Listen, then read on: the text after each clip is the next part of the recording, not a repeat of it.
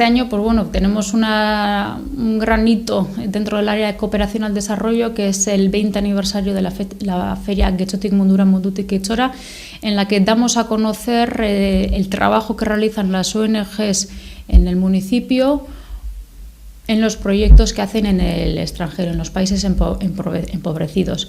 Entonces, este año pues estamos de enhorabuena porque ya son 20 años, desgraciadamente estamos de enhorabuena, vamos a decir, porque si no, lo mejor sería que no existiese esta área municipal, significaría que el mundo está bien, pero desgraciadamente existe. Pero bueno, 20 años trabajando en esta feria, 20 años dando a conocer las problemáticas en el mundo y el trabajo que realizan las ONGs del municipio en diferentes puntos. Pues vamos a tener diferentes actividades en torno para que pueda participar toda la familia. Las niñas y los niños pues los vamos a tener todos ocupados en diferentes actividades, conociendo también diferentes problemáticas.